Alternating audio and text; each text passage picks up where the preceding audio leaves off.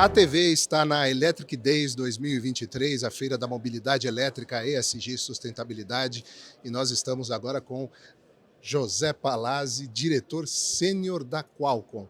Palazzi, a Qualcomm não é uma empresa com a qual o nosso mercado automotivo de aftermarket tem muita familiaridade. Explica para a gente como se dá a presença da Qualcomm nesse mercado de automóveis. Em primeiro lugar, muito obrigado e aos teus ouvintes pela oportunidade de falar um pouquinho da nossa empresa.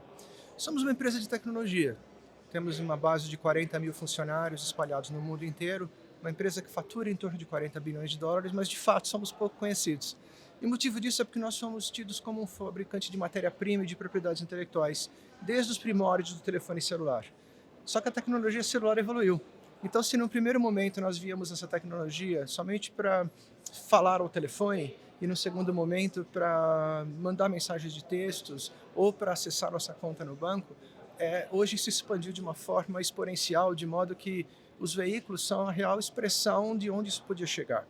Então, a tecnologia celular hoje viabiliza com que veículos tenham um conteúdo de multimídia melhor, mandem informações em alta velocidade para outros veículos ou para pessoas ou para infraestruturas de forma a tornar a direção mais segura, de forma a dar mais qualidade ao motorista no que ele está fazendo e que ele possa até dar mais atenção a dirigir o veículo, que é o principal, e lá na frente, preparando para a direção autônoma. Então, nós tendo percebido que essa é uma tendência, nós olhamos o mercado automobilístico como estratégico para a gente. Então, hoje em dia, nós temos orgulho de dizer que muitos desses carros eletrificados, ou mesmo carros de ciclo de combustão convencional, utilizam as nossas tecnologias desde o multimídia do carro até a forma com que ele se comunica com a nuvem e manda toda essa informação do status dele, e ele recebe informação também para dentro dele vinda de fora. Bom, os carros, nós estamos do lado de um carro que custa exatamente R$ 1.900.000, ele tem Lindo, três né? painéis no painel totalmente eletrônico, né? São 3 módulos. Então eu queria te perguntar, num carro como este, um carro top, o que já existe de recursos em termos de conectividade, os mais avançados possíveis, o que um carro desse pode fazer e até onde você acha que eles vão chegar em um Legal. curto prazo? Deixa eu te explicar como é hoje e como nós acreditamos que vai se transformar. No primeiro momento, nós podemos dizer que a interface do usuário com o veículo, do ponto de vista visual, ela se dá no painel de instrumentos e no painel multimídia. E obviamente que para os ocupantes tem os rear screens, ou seja, as telas que ficam nos bancos traseiros, principalmente para dar entretenimento atrás. Nós vamos nos concentrar para o motorista do veículo nos dias de hoje. Então hoje ele tem um painel de instrumentos e ele tem um painel multimídia onde ele consegue ter conteúdo adicional, onde ele consegue ver highlights de mensagens que chegam para ele, onde ele consegue interfacear com o ar-condicionado, com o autorrádio. Isso está evoluindo. Aliás, eu não posso esquecer de citar a câmera de ré, que também é um conteúdo que hoje é apresentado nesse painel secundário. Mas você percebe que em tudo eu falei de secundário e não primário, porque o primário ele tem que ter informações vitais, que são geralmente a velocidade, o contagiros, temperatura. Então, costuma-se, e eu acredito que isso vai se manter para não tirar a atenção do motorista. Mas nós estamos percebendo que com o advento dessa conectividade, que agora respondo a segunda pergunta que você fez, nós mais do que mandar simplesmente sinais vitais do carro para fora, ou mandar a localização do carro para uma seguradora, para saber onde aquele veículo está se encontrando, hoje em dia é possível criar novos serviços. Então imagina você que eu posso em veículos de locadoras, citar o que em inglês chama-se geofence, ou seja, de cerca, que é eu dizer que aquele veículo só pode estar naquela região. Ou ainda, eu como proprietário de um veículo, eu posso ativar ele remotamente, eu posso fazer ativações de recursos neles à distância. Eu gosto de dar o seguinte exemplo, os veículos elétricos, isso pensa no presente e já futuro, tá bom? As montadoras, elas vão ter a possibilidade de oferecer características e serviços que ela garante que eles sejam cobertos e funcionais naquele veículo. Então, dessa forma, ela não te permite que você sozinho tenha o controle sobre eles. É o caso de um veículo 100% elétrico, onde ele tem, eu vou dar um exemplo, 100 cavalos. E durante um período, digamos que aquela montadora ela ofereça para você, conhecendo os teus hábitos, que você gosta de dirigir em estrada, mais 50 cavalos durante 10 horas. Então você vai poder contratar aqueles 50 cavalos a mais sem perder garantia do carro. É um recurso que, geralmente, se eu falar que eu tenho ele disponível para mim, eu acho que eu vou poder usar ele de forma errada. Mas se a montadora fala para mim que ela me dá esse recurso pagando por ele e ela me mantendo a garantia daquele carro, para mim essa é a maior garantia possível de que eu posso contar com ele. E é um recurso que ela vai ativar remotamente, ela não vai mandar um técnico na minha casa para me dar esse recurso. Você entendeu? Então imagina que um dia você receba uma mensagem dizendo você programou essa viagem e eu posso fornecer para você 50 cavalos a mais sem estragar a garantia da sua bateria do seu carro e aperte aqui se você quiser que ele seja ativado. E imediatamente você vai ter aquele recurso disponível. Então, em resumo, a conectividade vai permitir novos serviços que nós às vezes não sabemos ainda exatamente como eles vão ser. Mas nós, como provedores da tecnologia, queremos deixar isso pronto para que o mercado possa fazer uso disso e desenvolver novas e mais disruptivas ideias de uso para os veículos. Exato, é um mundo completamente novo e disruptivo, né? Você, né? Faz muito sentido. E isso leva a duas questões importantes para o nosso mercado aqui, que é o aftermarket automotivo.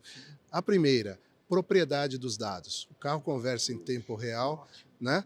E com o dono, e se discute hoje em todos os países a quem pertencem essas informações geradas pelo automóvel. Pertence à montadora, pertence à concessionária, pertence ao dono do carro? Como você enfrenta essa questão? Excelente, e eu digo para você que a indústria automobilística ela tem se mostrado muito sensível a esse ponto, e esse é um tema de discussão constante que nós temos com eles, e nós percebemos que a decisão sobre isso está indo na direção de definir muito bem o que é conteúdo que deva ou possa estar na nuvem e o que é conteúdo e deva ou possa estar no carro. Posso te dar um exemplo prático disso? Que, a propósito, nos leva a distribuir a inteligência entre o carro e a nuvem. E não toda a inteligência só na nuvem ou toda a inteligência só no carro. Eu gosto do seguinte exemplo. Hoje é comum nos projetos de veículos que nós acompanhamos e usando nossas tecnologias, que hajam câmeras dentro do carro. Num primeiro momento, nós imaginamos que câmeras são o Big Brother, ou seja, que elas vão tirar um conteúdo e mandar para a nuvem e eu vou poder ter informações veiculadas na nuvem que eu não necessariamente autorizei.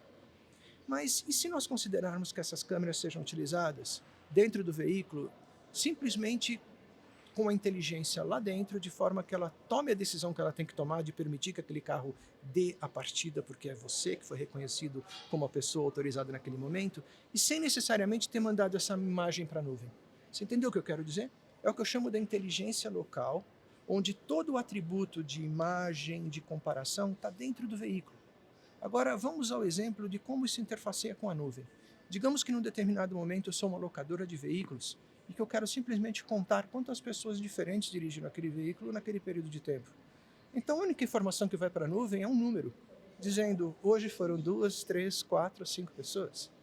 Outro exemplo, essa mesma câmera está olhando para dentro do carro e ela pode aprender padrões como o que é um cinto de segurança afivelado, se existe uma criança no banco traseiro, se essa criança está no banco de criança, propriamente dito, no assento de criança.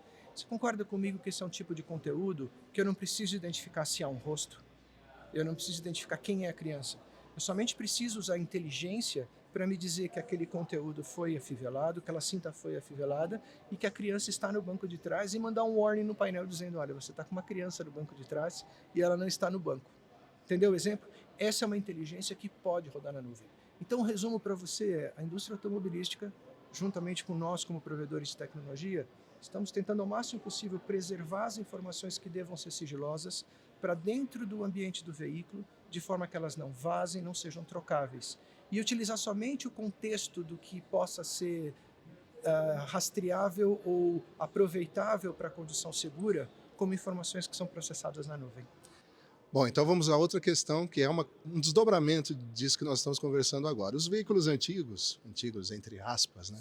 Os veículos com que nos acostumamos, eles tinham o conector OBD2 para que fosse feito o escaneamento necessário para apurar os códigos de defeito para a reparação desses veículos. Hoje esse conector não existe mais num carro como esse, e essas informações estão indo para a nuvem. E essa nuvem, naturalmente, a nuvem, todo mundo é dono da sua própria nuvem. Então essa nuvem hoje pertence às montadoras. Existem movimentos importantes como o Right to Repair e o Right to Connect, que buscam permitir com que, criar meios, na verdade, para que o reparador independente, para que o mercado independente possa, de alguma forma, acessar essa nuvem para realizar este serviço. Sim. Algumas montadoras já trabalham com a assinatura dessas nuvens, ou seja, transformaram essas nuvens em um serviço, e isso tem um custo muitas vezes alto para o reparador médio, pequeno, que não pode pagar.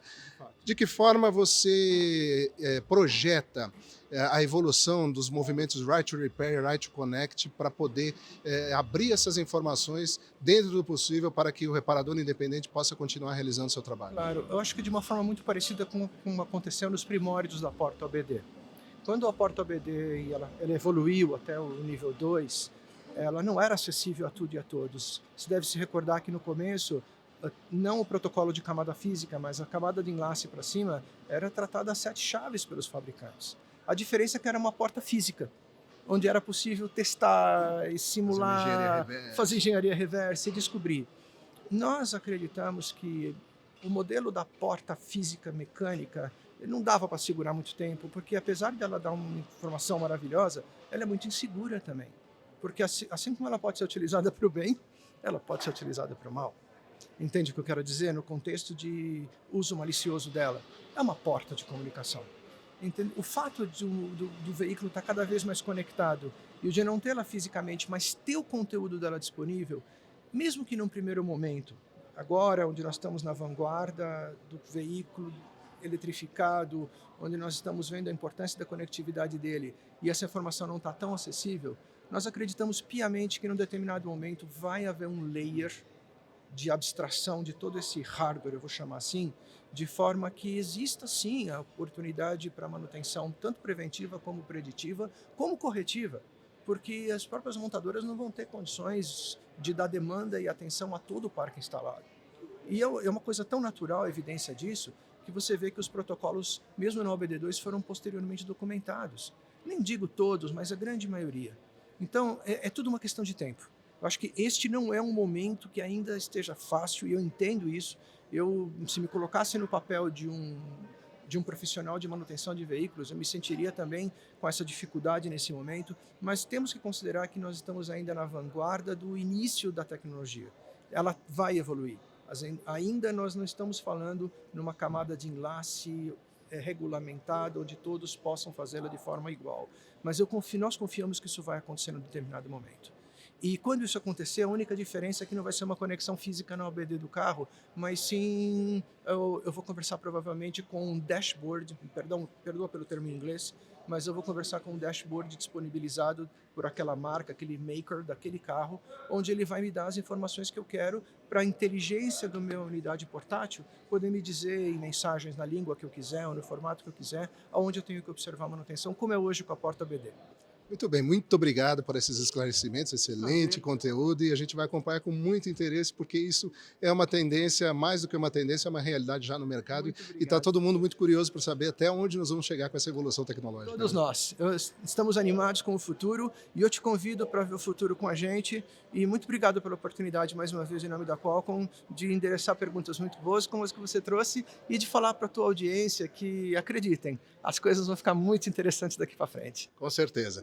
Esta é a ATV aqui no Electric Days 2023.